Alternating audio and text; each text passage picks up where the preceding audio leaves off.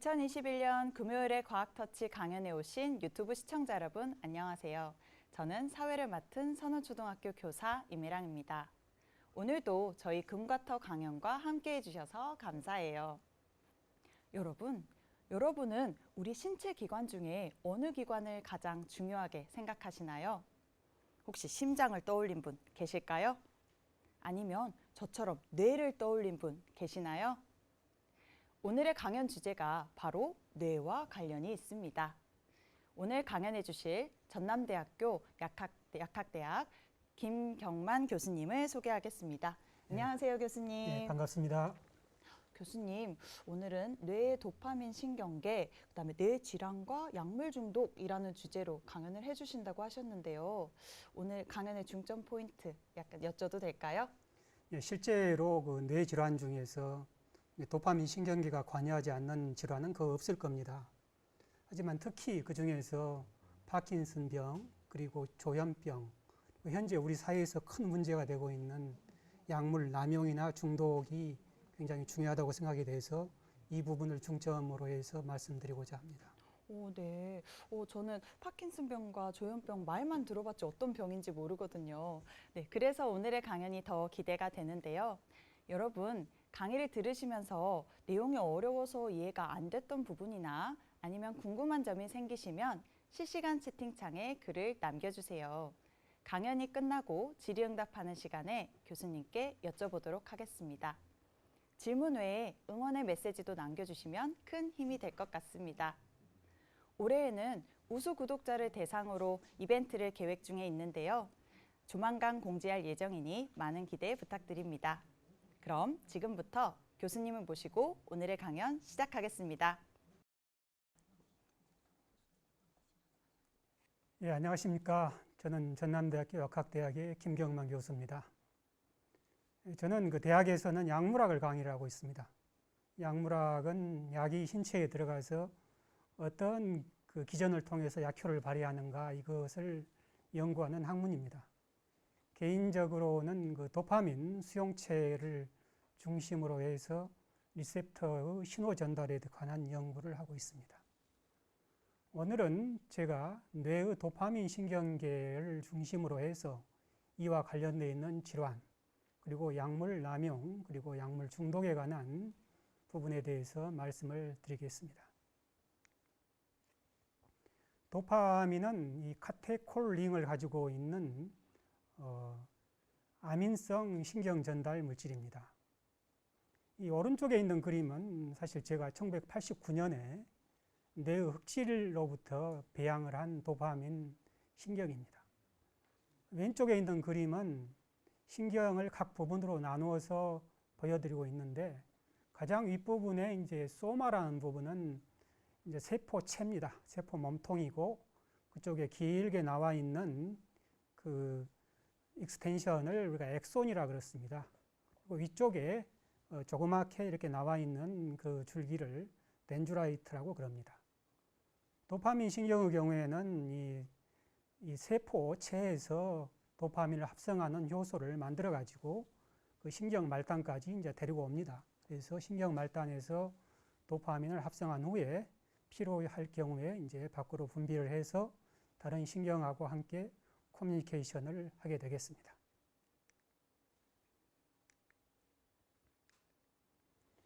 뇌에는 크게 네 가지의 도파민 신경계가 존재합니다.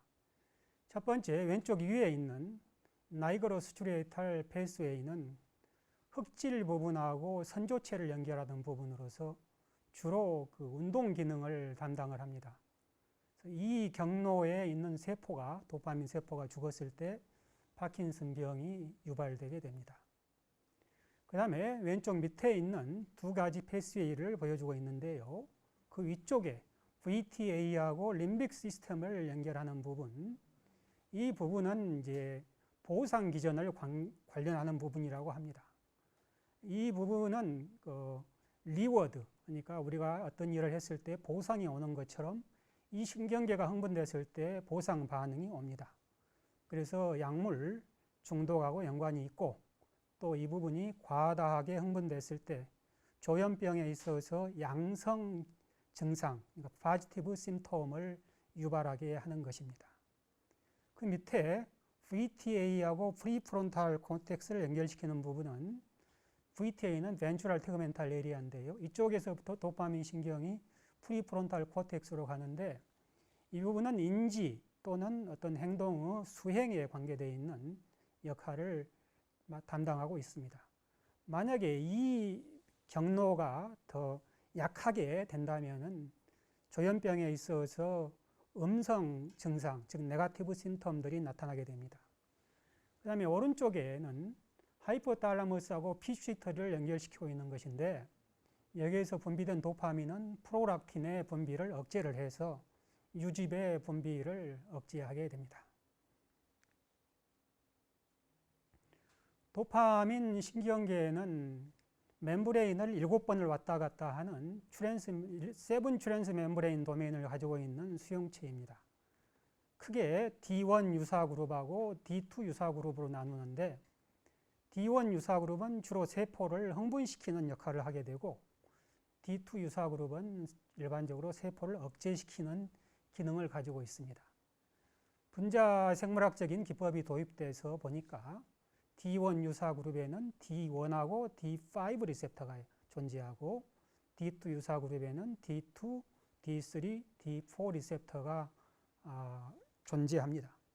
이들 수용체는 그 뇌에서 분포 양상이 모두 다릅니다. 저는 여기에서 파킨슨병, 조현병, 그리고 약물 중독에 대해서 말씀드리도록 하겠습니다. 파킨슨병은 아까 말씀드린 것처럼 나이그로 스츄리에탈 패스웨이에 이제 문제가 생긴 질환입니다. 여기에서는 이제 우리가 어떻게 행동 계획을 실행하는지를 보여주고 있습니다. 이제 코텍스, 여기가 이제 모타 코텍스에서 이 베이설 갱글리아 쪽으로 신경, 글루타메이트 흥분성 신경을 이제 보내주게 됩니다. 그러면은 이 베이설 갱글리아에서는 몇 가지의 그 커넥션을 통해서 각각으로부터 정보를 수집을 해가지고 이 정보를 탈라머스로 보내게 되면은 THA라고 써져 있는 부분이요. 탈라머스는 다시 이걸 모타 코텍스로 보내가지고 수행을 하고자 하는 그 어떤 모타 플랜을 결정하게 됩니다. 그런데 SN, 그 서브스탄시아 나이그라에서 그 4번 있죠. 4번에서 이 보내는 신경이 오늘 이야기하는 것의 핵심인데 여기에서는 우리가 어떤 목적으로 하는 행동을 촉진을 하고 더 수월하게 하는 그런 기능을 하게 됩니다.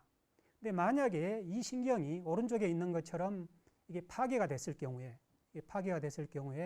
나타나는 것이 파킨슨 질환이 되겠습니다. 이런 경우에는 우리가 하고자 하는 운동을 마음대로 할 수 없는 그런 문제가 발생하게 되겠습니다. 이 파킨슨 질환은 말씀드린 것처럼 운동 기능에 있어서의 문제가 되는 겁니다. 일반적으로 점진적으로 진행이 돼가지고 주로 이제 그 성인이 됐을 때 나타나게 됩니다. 그래서 나이가 60세가 넘어서 약 1% 이상의 유병률을 보이고 있고요. 퇴행성 질환에서는 알츠하이머 질환 다음으로 가장 흔한 질환입니다. 근데 불행히도 그 원인은 잘 모릅니다. 다만 5에서 10% 정도가 유전적으로 연관이 되어 있다고 알려져 있고요. 그리고 환경적인 독성, 그리고 특히 마지막 줄에 보시는 것처럼 조현증 치료 약물 중에 일부가 이 파킨슨 질환을 유발할 수가 있습니다. 그래서 파킨슨 이 질환에 대한 그 어떻게 해서 병이 유발이 되느냐, 그 여러 가지 기전들이 제시되고 있지만은 크게 3가지로 요약할 수가 있습니다. 첫 번째는 상하적인 그 모디피케이션, 변화를 가져오는 것이고, 두 번째는 미토콘드리아 기능이 이제 문제가 되는 거고요. 세 번째는 그 우리 몸에서 생긴 그 쓰레기를 제때에 뇌에서 처리를 해야 되는데 바로 이 부분에 문제가 생길 수가 있습니다. 이 파킨슨 질환의 증상은 이제 모터 부분에 관한 운동 기능에 관한 부분하고 비운동 부분에 관한 부분으로 나눌 수가 있는데 운동 부분의 경우에는 크게 네 가지로 나눌 수가 있습니다. 첫 번째가 브라디카이네시아라 그래서 움직임이 굉장히 느려지는 건데요. 특히 어떤 운동을 시작하려고 그랬을 때 시작할 때가 굉장히 어렵습니다. 그래서 환자들이 가장 어려움을 이제 호소하는 부분입니다. 두 번째는 자세가 굉장히 불안전해 가지고 정밀한 운동을 할 수가 없고요. 세 번째는 그 근육이 굉장히 경직되어 있는데 특히 얼굴 그 근육이 경직되어 있을 때 표정이 거의 없습니다. 그래서 이것을 마스크 라이크 페이스라고 우리가 부릅니다. 그리고 우리가 어떤 원하는 운동을 하고 있지 않을 때 계속적으로 손발이 이제 떨리게 되는데 그걸 이제 트레머라고 이제 부릅니다. 이 파킨슨 질환은 운동 기능 쪽의 증상뿐만 아니라 비운동 쪽에서도 문제를 가져옵니다. 예를 들면 우울증을 초래하게 되고요. 그리고 치매, 그리고 수면 장애, 그리고 가끔은 냄새를 맡는데 문제를 가져오기도 합니다. 다른 질환에 비해서 이 파킨슨 질환 같은 경우에는 그래도 L도파라는 그 치료 약물이 있는 게 참 다행입니다. 하지만은 이제 물론 이게 다행이긴 합니다만은 이 L도파 치료를 시작하고 5년쯤이 지나게 되면은 20%에서 40% 정도 환자들이 온오프 현상이라는 것을 경험합니다. 온이라는 것은 혈중에 그 L도파 농도가 충분해 가지고 정상적인 운동을 하는 것이고 오프라는 것은 그 농도가 갑자기 떨어져 가지고 움직일 수 없는, 그래서 정상적으로 걷고 있다가 갑자기 그 자리에 굳어버리는 그런 어려움을 겪게 되는 것입니다.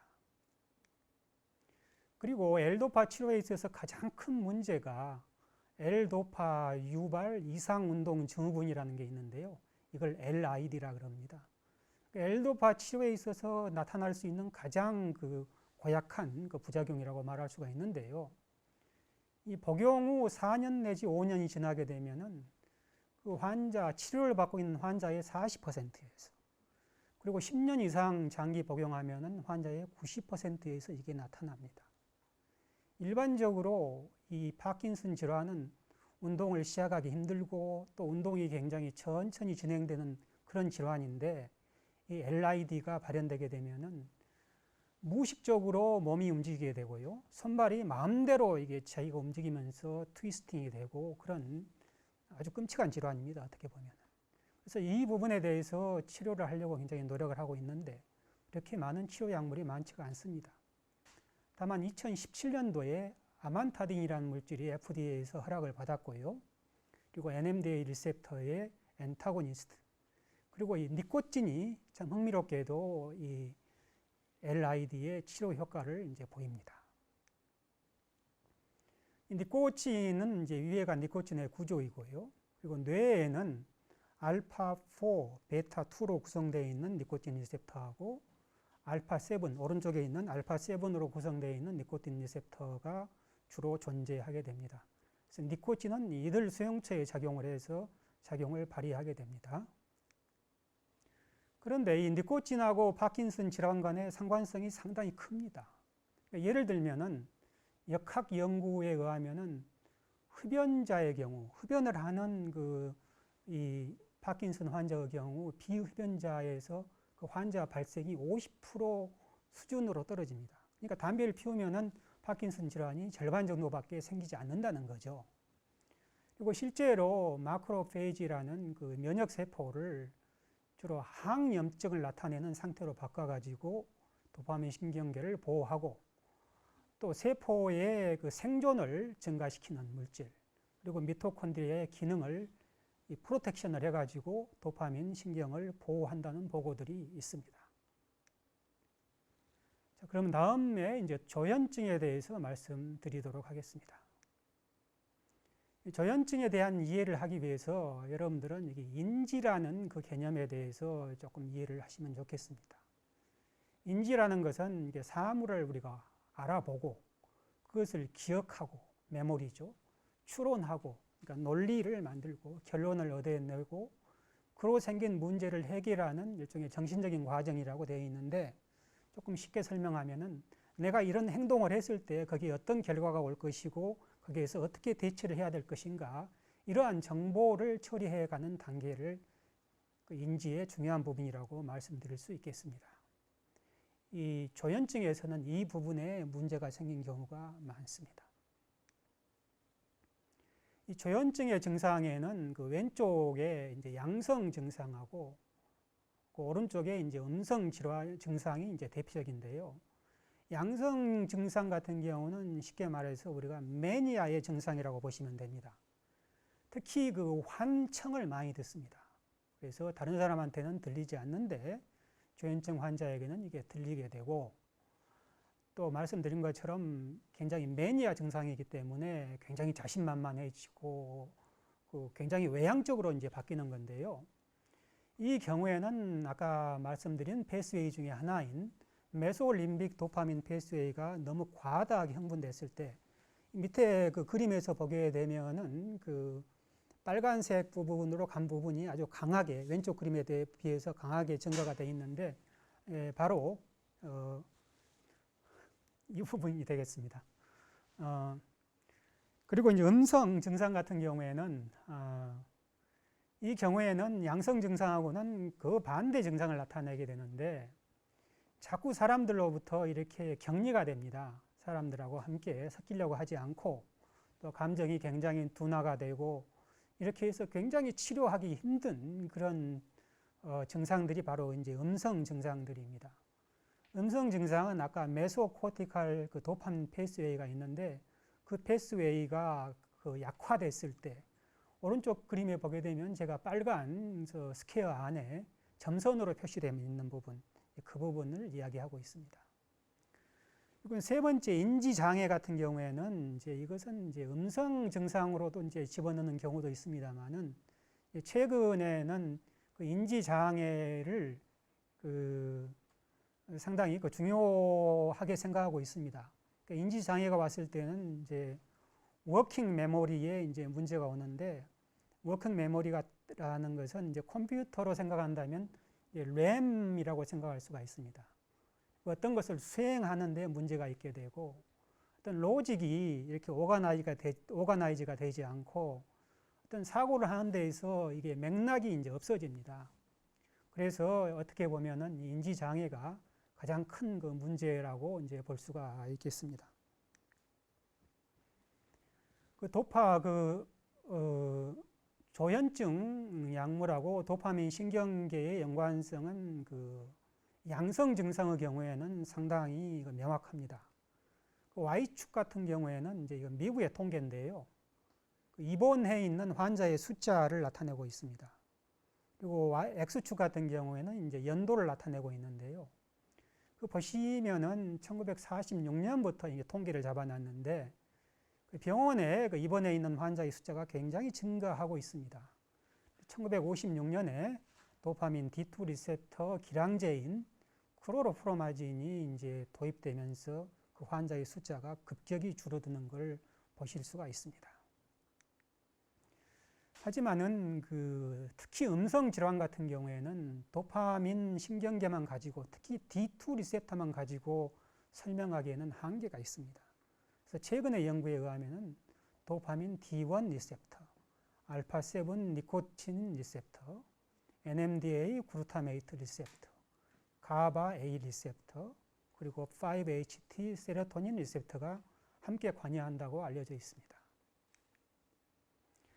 특히 글루타메이트 신경계의 기능이 저하됐을 때 이 조현증이 유발한다고 주장을 하는데, 이걸 가지고 한번 여러분에게 설명을 드리도록 하겠습니다. 그래서 포지티브 심텀 같은 경우에는 이 코텍스에서 미드브레인 쪽으로 이렇게 신경계가 내려가는데요. 코텍스에서 글루타메이트 신경계, 그 다음에 가바 신경계가 연결이 되고, 또 글루타메이트 신경계가 그 다음에 미드브레인에 있는 도파민 신경계, 즉 VTA, 벤츄럴 태그멘탈 에리아에 있는 그 신경계로 연결이 되고요. 그럼 이 도파민 신경계가 림빅 시스템으로 가는데, 정상적인 경우에는 이 신경계 연결이 밸런스를 이루고 있기 때문에 이 적절한 양의 그 도파민 그 인풋이 림빅 시스템으로 들어갑니다. 근데 스키조프레니아 같은 경우에는 그 가바 신경에 보면은 그게 NMDA 리셉터라고 있는데요. 그 NMDA 리셉터가 그 액티비티가 굉장히 줄어들어 있는 걸 보실 수가 있습니다. 그래서 이 글루타메이트가 가바를 흥분시키고 그다음에 가바의 아웃풋이 굉장히 줄어들게 되어 있습니다. 근데 가바는 억제 신경이기 때문에 글루타메이트 신경이 억제가 되지 못하고 과다하게 흥분이 되면서 도파민 신경계를 과다하게 흥분을 시키고 그래서 림빅 시스템으로 도파민 인풋이 과다하게 들어가서 포지티브 심텀을 가져오게 됩니다.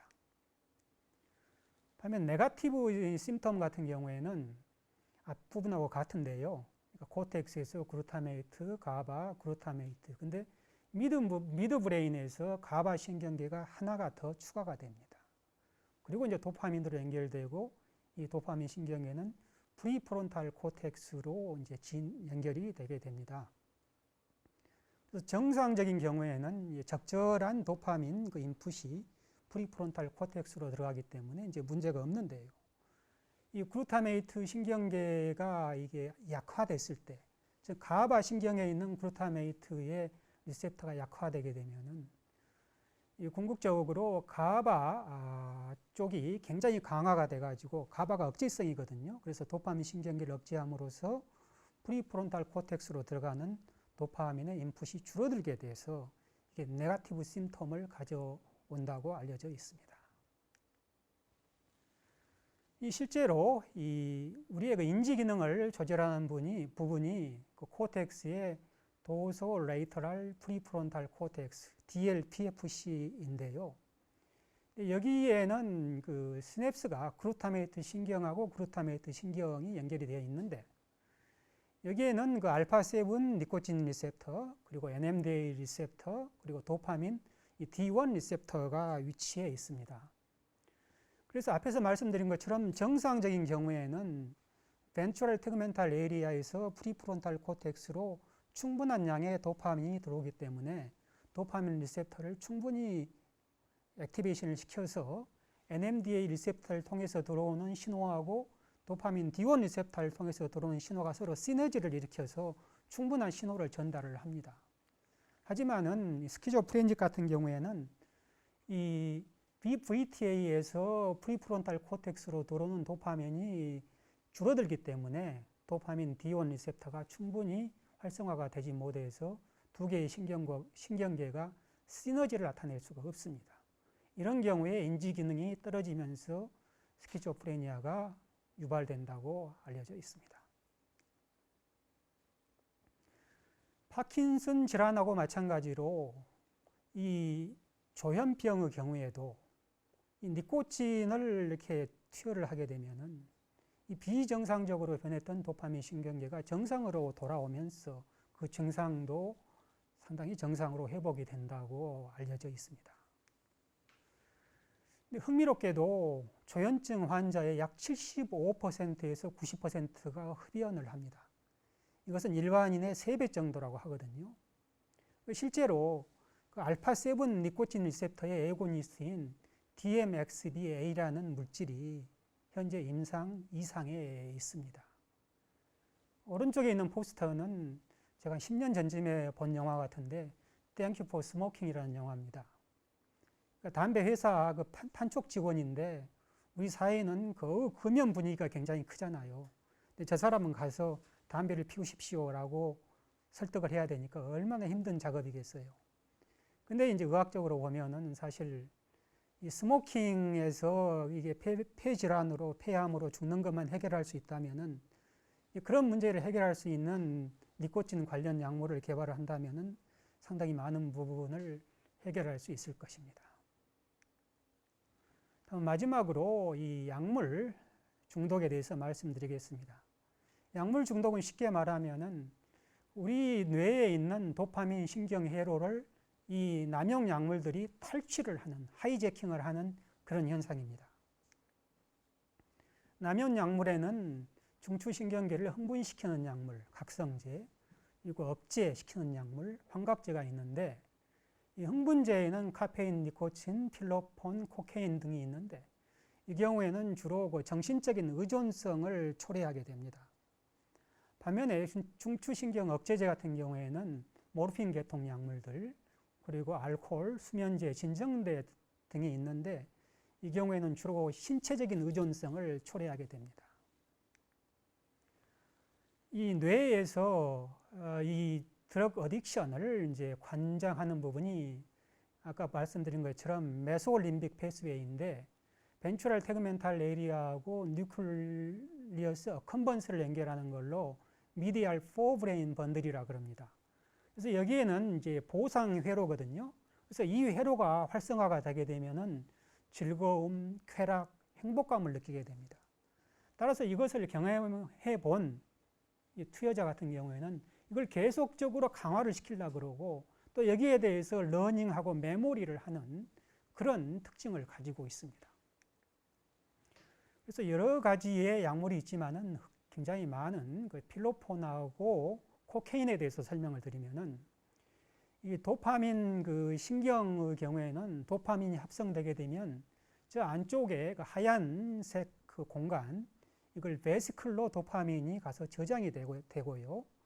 이 액션 포텐셜이 왔을 때 이 도파민이 시냅스로 분비가 되게 됩니다. 그래서 포스트 시냅틱에 있는 리셉터에 작용을 해가지고 신호를 전달하는데 코케인 같은 경우는 1번, 그러니까 도파민을 안쪽으로 업테이크하는 것을 억제해가지고 시냅스에 있는 도파민을 이제 증가를 시켜서 도파민의 신호 전달을 이제 증가시키는 겁니다. 필로폰 같은 경우에는 1번에도 작용하고 2번에도 작용합니다. 1번에서 업테이크를 억제를 시키고 그 다음에 베시클에서 도파민을 유래를 시켜가지고 시냅스에서 도파민의 양을 이제 증가를 시키는 겁니다. 그래서 이제 오피오이드 같은 경우는 약간 예외가 될 수 있습니다만은 모든 그 남용 약물들이 결국은 벤트럴 태그멘탈 에리아에 있는 도파민 신경을 흥분을 시켜가지고 뉴클리어스 어컨번스에서 도파민의 분비를 증가시키는 특징을 가지고 있습니다. 그래서 이것을 약물 중독의 파이널 코먼 패스웨이라고 합니다. 그래서 이 뉴클리어스 어컨번스 내에서 여기에 보게 되면 델타 포스 B라는 트랜스크립션 팩터 등을 이슈로 해서 상당히 많은 단백질의 변화를 가져오면서 그 뇌의 리모델링, 개조를 하게 됩니다. 그래서 이 경우에 중독자들은 약물을 더욱더 원하게 되고 갈구하게 되는 상태로 바뀌게 됩니다. 이 환자가 약물에 어딕션이 되어 있느냐 안 되어 있느냐는 이 두 가지로 판단할 수가 있습니다. 이 약물을 했을 때 어떤 결과가 올 수 있는 것인지, 어떠한 법적인 처벌을 받을 것인지, 어떠한 건강적인 문제가 가져올지를 알면서도 이를 강박적으로 투여하는 행동, 이걸 컨벌시브한 비헤이비어하고 또 욕구가 계속적으로 강해져 가지고 억제 조절 능력을 상실한 이 상태, 이 두 가지가 바로 약물 중독의 크라이테리아가 됩니다. 그럼 제가 이 약물 중독에 대해서 조금 쉬운 용어로 바꾸어서 설명을 해드리도록 하겠습니다. 만약에 아이스크림을 한 번도 먹어보지 않는 사람이 처음 아이스크림을 먹어봤을 경우에는 정말 예상할 수 없었던 참신한 자극이 오게 됩니다. 이걸 노벨티라 그럽니다. 지금까지 경험해보지 못했던 아주 신선하고 새로운 것. 그러면 우리 뇌에서는 야, 이게 뭐냐? 이거에 대해서 한번 배워보자 이렇게 되는 거죠. 그래서 VTA를 액티베이션을 시켜가지고 뉴클리어스 어컨번스하고 프리프론탈 코텍스 쪽에서 도파민을 더 많이 분비를 시켜서 여기서 브레인 리모델링이 되는데 여기서 두 가지의 중요한 변화가 오게 됩니다. 첫 번째는 아이스크림을 더 갈구하게 됩니다. 그리고 더 원하게 됩니다. 이것을 craving and wanting이라고 합니다. 두 번째는 Q와 행동의 연관성을 증가를 시킨다 그러는데 Q라는 것은 이제 아이스크림을 상상할 수 있는 그런 이제 이미지나 소리라고 보면 되겠습니다. 아이스크림 통이라든가 뭐 숟가락이라든가 이런 걸 봤을 때 아이스크림을 먹고 싶다 이런 그 갈구가 생기거든요. 그리고 아이스크림을 이렇게 취하려는 동작 이 두 개 간의 연계성이 굉장히 증가하게 됩니다. 그래서 결론적으로 더 많은 아이스크림을 획득하게 되거든요. 그런데 만약에 아이스크림을 마음대로 먹을 수 있고 또 아이스크림을 이렇게 먹는 데 있어서 아무런 장애가 없다면은 이 사람은 이제 금방 아이스크림에 대한 그 신선도가 떨어지게 됩니다.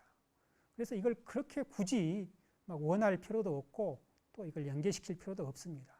그렇게 해서 이제 중독으로 가지 않게 됩니다. 물론 중독으로 가는 사람도 있겠죠. 일반적으로 그렇다는 경우입니다.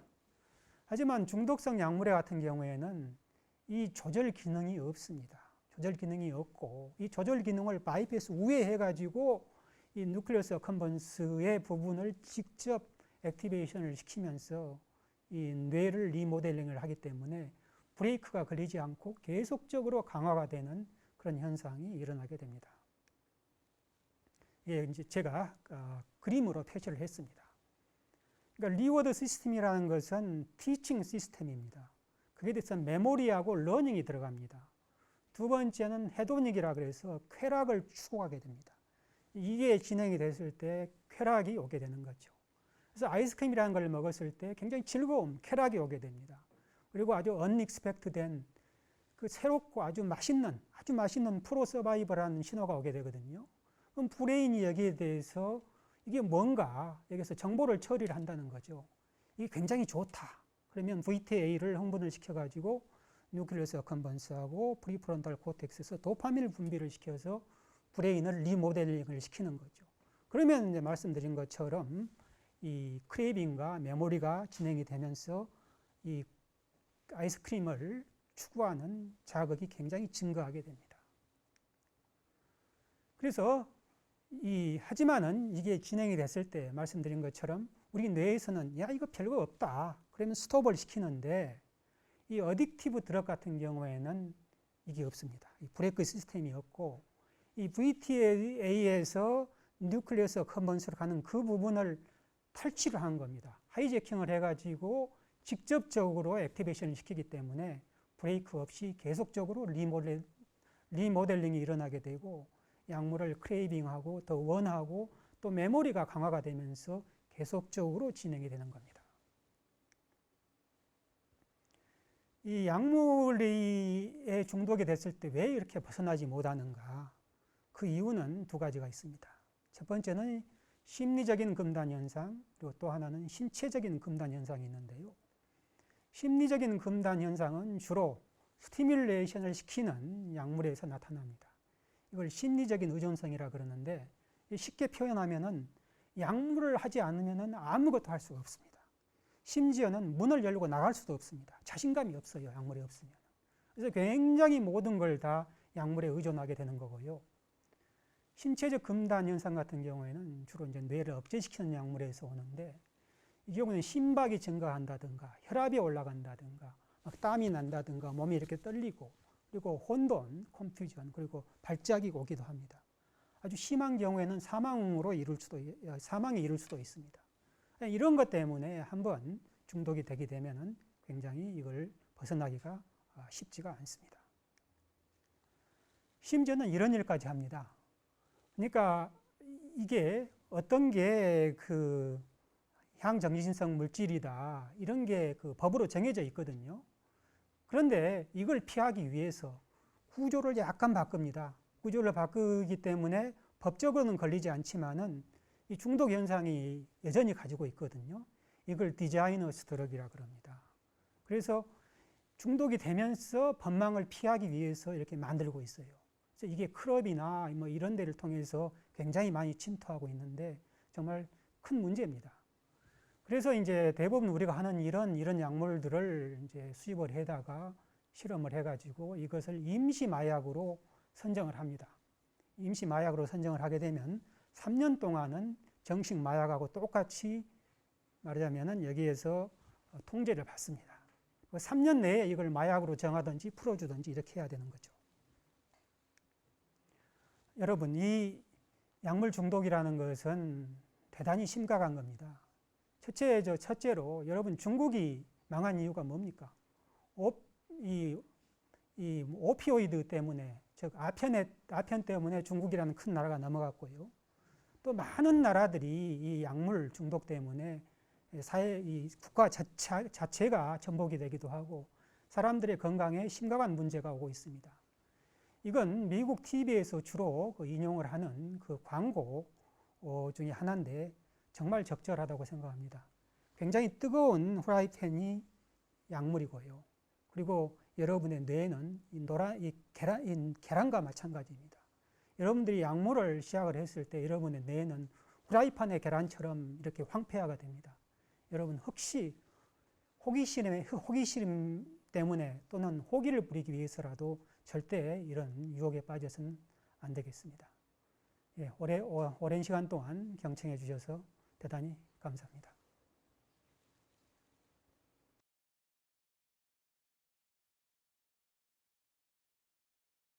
질문들을 선별하는 동안 교수님과 몇 마디 이야기를 나눠보도록 하겠습니다.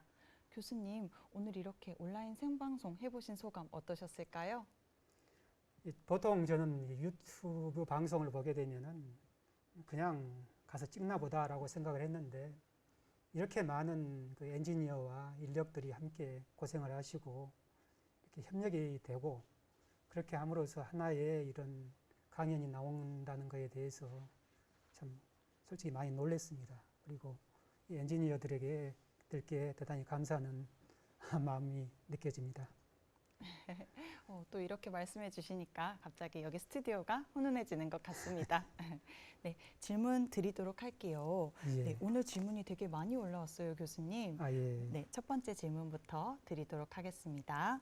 네, 오늘 강준원 님께서 파킨슨 병은 어렸을 때 전혀 증상이 없나요? 라고 남겨주셨어요.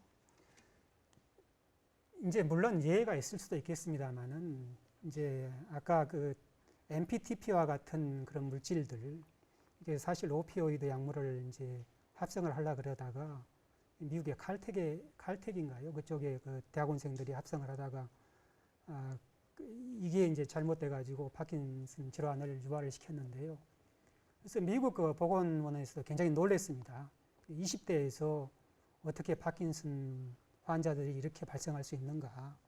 봤더니 이제 결국 이 친구들이 너무 화학적으로 이제 자신이 있어가지고 내가 합성한 것은 뭐 정확할 거야. 그래서 합성을 했는데 그게 이제 부산물로 이게 들어갔어요.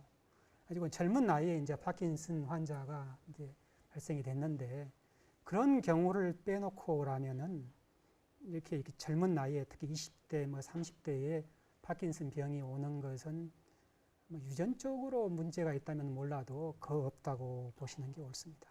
그렇군요. 예. 네. 두 번째 질문 드릴게요. 강인성님께서 그러면 파킨슨 병이 나았을 때 온오프 증상 외에 다른 증상도 있나요? 라고 물어보셨어요. 불행히도 파킨슨 질환은 완치가 안 됩니다. 완치가 되지 않고 이제 파킨슨 질환이나 루 게릭이나 이제 구분이 안 될 정도로 함께 가는데요. 이론적으로 보자면은 파킨슨 병에 걸렸다고 해서 수명이 짧아지지는 않습니다. 이제 이걸 잘 살피고 이제 그렇다면은 보통 수명이 이제 비슷하긴 한데 이제 말씀드린 것처럼 처음에 L도파를 투여하게 되면은 물론 개인적인 차이가 있습니다. 이건 확실하게 아셔야 되는데 한 4, 5년부터 여러 가지 문제가 생기기 시작합니다. 온오프가 오기도 하고 아까 말씀드린 것처럼 LID가 오기도 하고 그래서 이 다른 증상이랑 아까 말씀드린 것처럼 LID가 이제 오는 경우가 그러니까 L도파로 인해서 비정상적인 운동 이제 이런 경우는 이제 약을 조금 감소를 시키고 그러면 이제 조금 나아지긴 합니다만은 어쨌든 또 약을 이제 중지를 하게 되면 또 운동을 할 수가 없으니까요. 이제 그런 문제가 생기는데 사실 참 안타깝습니다. 이제 그런 질문에 대해서 좀 희망적인 답변을 이제 드리면 좋겠지만은 실제로 온오프나 이런 게 오게 되고 그러면은 약효가 점점 떨어지고 점점 이렇게 나쁜 방향으로 가게 되는 겁니다. 그래서 제가 말씀드린 것처럼 이제 제가 여기서 설명한 것은 파킨슨 질환의 아주 일부만 이제 설명을 드렸어요. 왜냐하면 요즘은 인터넷 한 번만 찍어봐도 너무나 많은 증상들이 나오는데 예를 들면 침을 삼키기가 힘듭니다. 그래서 계속적으로 이렇게 침을 이렇게 흘리게 되고요. 계속적으로 이렇게 손에서 이렇게 어떤 그뭐 환을 이렇게 빚는 듯한 동작을 이렇게 하고 있고 여러 가지 이제 증상들이 있기 때문에 제가 여기서 모든 걸 다 설명을 드리는 것보다는 관심 있는 학생은 조금 더 다른 유튜브라든가 이런 그 증상을 찾아보시면은 더 정확히 알 수 있을 것 같습니다. 네, 많지는 없지만 다양한 증상들이 있는 파킨슨병 정말 예. 조심해야겠네요. 네, 그다음에 그 교수님께서 아까 강연을 하실 때 파킨슨병과 흡연율 사이의 이야기를 잠깐 하셨는데요. 조현증, 네. 조현병하고 예. 네네네. 예. 파킨슨병에서도 말씀을 하셔가지고 잠깐. 파킨슨병에 예. 네, 그것과 관련된 질문들이 많이 올라왔어요. 흡연율이라기보다는 네. 흡연을 하는 사람들에게서 파킨슨병이 조금 생긴다는 거죠. 네, 맞아요. 예. 그래서 이제 흡연을 안 하는 사람보다 하는 사람의 발병률이 더 낮다고 이제 하셨어가지고 정확히 어떤 작용이 일어나서 파킨슨병이 일어나지 않는 건지 궁금하다고 그렇게 질문이 올라왔어요. 이제 제가 너무 빨리 넘어가가지고 이제 아마 학생들이 그걸 인지를 못한 것 같습니다. 이제 물론 이것도 정확히 뭐 이렇게 알려지기는 그렇습니다만은, 그러니까 이 니코틴 리셉터에는 알파 4, 베타 2 리셉터가 이제 있는데 알파 7도 있고요. 근데 알파 4, 베타 2 같은 경우에는 그 흑질에서 선조체로 가는 특히 선조체 부분에서 도파민 신경 말단에 이렇게 많이 발현이 되어 있습니다. 그래서 니코틴을 투여하게 되면 거기서 도파민이 분비가 많이 되기 때문에 증상이 이제 완화가 되고요. 알파 7 같은 경우에는 글루타메이트 신경 말단에 있는데 또 이것도 글루타메이트 신경을 조절해 가지고 간접적으로 도파민의 분비를 이제 증가를 시키기 때문에 증상이 이제 좋아진다 그럽니다. 또 그것뿐만 아니라 이제 도파민 그 세포 자체를 보호를 한다는 거죠. 그러니까 아까 보신 것처럼 마크로페이지가 이제 M0 상태가 있는데 이게 M1으로 가게 되면은 염증을 계속 강화시키는 그런 방향으로 하는 거고요. M2로 가게 되면 염증을 이제 완화시키는 방향으로 가는데 니코틴이 이걸 염증을 완화시키는 방향으로 이제 가게 만들어 주고요. 또 그리고 이제 그 신경세포가 살아남는데 신경세포를 죽이게 하는 그 유전 그 트랜스크립션 팩터 그리고 더 살아나게 하는 트랜스크립션 팩터가 있는데 니코틴은 이걸 오히려 살아나게 하는 트랜스크립션 팩터를 이렇게 증가시킨다고 그럽니다. 그런 그 하여간 종합적인 그런 것 때문에 그렇지 않겠는가. 근데 이제 이게 그냥 이야기가 아니라 실제로 이제 임상 실험에도 들어가 있고 그렇기 때문에 상당히 그 의미가 있는 것 같습니다. 특히 LID를 이렇게 그 완화시킨다는 게 큰 의미를 가지고 있고 학계에서 큰 관심을 가지고 있습니다. 네. 그러면요. 아까 윤주킴 님께서 니코틴이 그런 파킨슨 병에 효과가 있는 거지요? 그렇습니다. 네. 그러면 흡연이 아닌 다른 방법으로도 이렇게 뭐 섭취나 주입할 수 있는 건지. 네. 저희는 단순하게 흡연이라고만 생각을 하니까 그렇게 그러니까 질문을 하셨는데. 그게 이제 그 희망을 드리고 또 실망을 드리는 건데 양날의 칼입니다. 그러니까 니코틴 담배 중에서 그 중독을 가져오는 게 니코틴이거든요. 그래서 니코틴을 투여하게 되면 어떤 방식으로든지 그 니코틴 중독이 가져오게 될 겁니다. 이게 이제 사실 벤조디아제핀 같은 수면제, 진정제 같은 것도 마찬가지입니다. 진정작용하고 수면작용을 분리하기가 굉장히 힘들거든요. 니코틴 같은 경우에도 그래서 유도체를 만들어 가지고 니코틴에 대한 중독성은 줄여주고 이 파킨슨 질환에 대한 치료 효과를 높일 수 있는 이제 그런 가능할 겁니다. 왜냐하면은 합성 과학자들이 달라붙게 되면은 그 문제는 뭐 상당히 빨리 해결될 수도 있지 않을까 이렇게 생각합니다. 네, 그렇군요. 그러면 이게 김영영님께서 남겨주셨는데요. 파킨슨병도 정도 차이가 있나요? 혹시 그렇다면 도움이 되는 니코틴 양도 차이가 있을까요? 라고 하셨는데 차이가 있을까요, 교수님? 글쎄요. 당연히 파킨슨 병에는 이제 처음 시작부터도 그렇고 파킨슨 병의 증상이 나타나려면요. 흑질에 있는 도파민의 80% 이상이 죽은 후에나 증상이 나타납니다. 그러니까 이제 우리 몸에서 그 세이프티 팩터라는 게 있는데 굉장히 이 부분의 기능이 중요하다. 그러면 우리 몸에서는 웬만하게 이게 망가져도 여전히 괜찮을 정도로 유지를 하게 해주는데 그걸 세이프티 팩터라 그럽니다. 그래서 이 베이살 갱그리아에서 그 도파민 그 신경의 그 역할도 굉장히 중요하거든요. 그래서 약 80% 정도까지가 다 죽었을 때 증상이 나타납니다.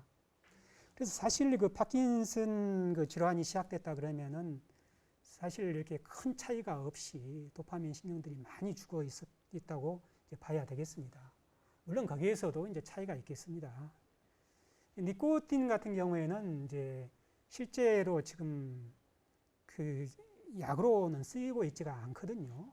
그래서 임상이 3상까지 끝나야지 거기서 용량이나 그런 게 결정이 될 수 있기 때문에 학생 질문은 굉장히 참 신선한 질문이지만은 이 현재 상황에서는 정확한 답을 드리기가 조금 어렵습니다.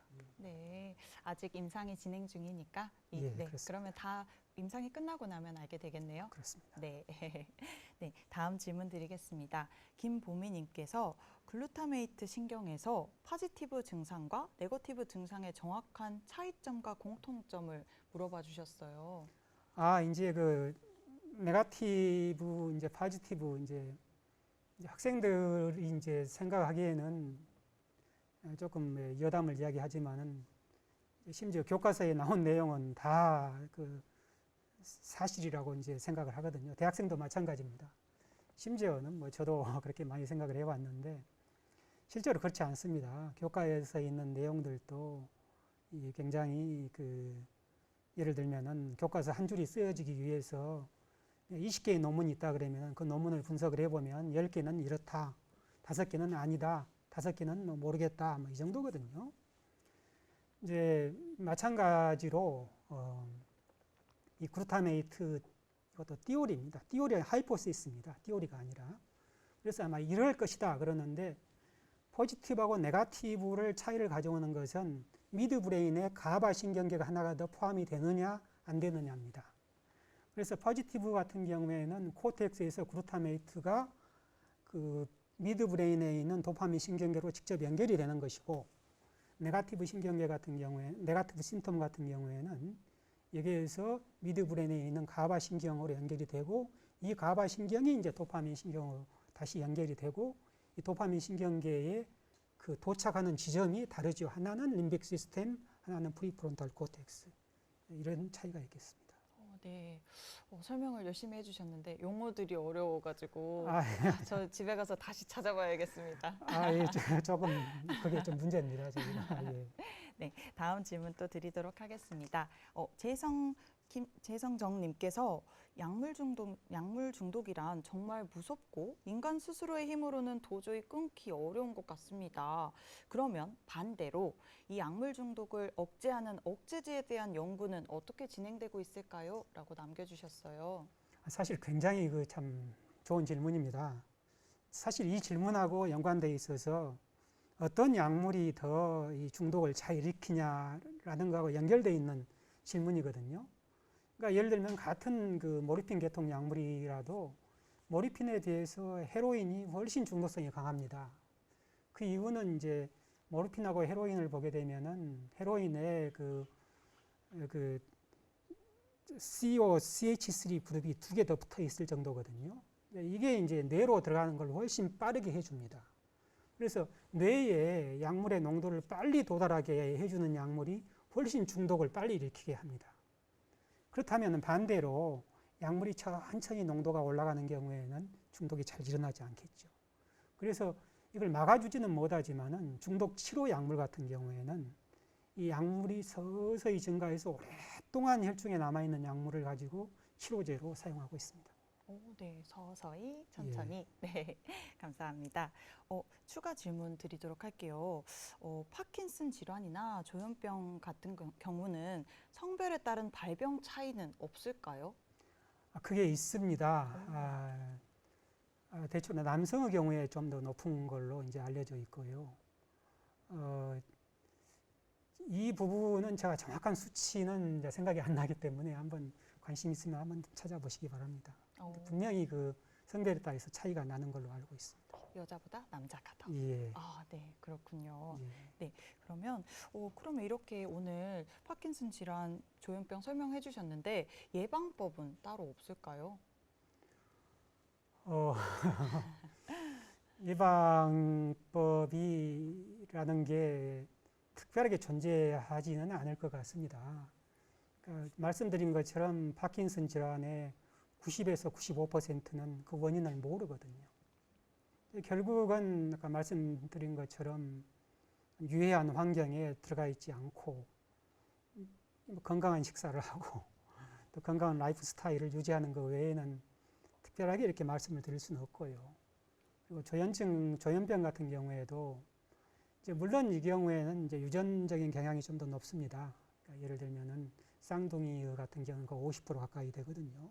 파킨슨 질환은 그렇지 않습니다.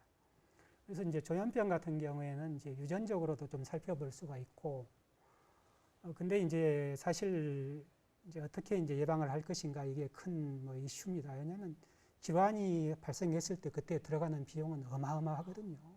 이걸 돈이 좀 들더라도 이걸 예방할 수 있다면은 엄청나게 이제 국가 예산이나 이 의료비를 이제 우리가 절약할 수 있기 때문에 비록 지금은 뚜렷한 방법이 없지만은 계속 노력을 해서 치료도 중요하지만은 예방 방법을 추구를 하는 게 대단히 중요하다고 생각을 합니다. 네. 진짜 예방 방법만 있다면, 왜냐면 완치가 없다고 또 하셨으니까, 전 그렇습니다. 국민이 알아가지고 예방해서 이 병에 걸리지 않으면 참 좋을 것 같습니다. 네. 이것으로 질의응답 시간을 마치도록 하겠습니다. 이렇게 좋은 질문들 남겨주셔서 감사드리고요. 그 질문에 자세하게 답변해 주셔서 감사합니다. 예, 감사합니다. 다음 금요일의 과학터치 강연 안내입니다. 날짜는 4월 2일이며 도입 강연은 문흥초등학교 김윤주 선생님께서 적정기술 실팽이 원심분리기라는 주제로 강연 예정입니다. 본 강연은 전북대학교 백기태 교수님을 모시고 우리가 아는 만큼 누리고 보존할 수 있는 토양 지하수 환경이라는 주제로 강연 예정입니다. 여러분, 본 강연은 금요일 7시에 실시간 라이브로 방송되지만 도입 강연은 해당 일에 촬영하여 나중에 유튜브에 업로드됩니다. 그러니 유튜브 NFR 한국연구재단이나 사단법인 광주과학문화협회 채널에서 많은 시청 부탁드려요. 교수님과는 여기서 끝인사 드리겠습니다. 감사합니다. 네, 감사합니다. 지금까지 시청해주신 여러분들, 다음 시간에 만나요.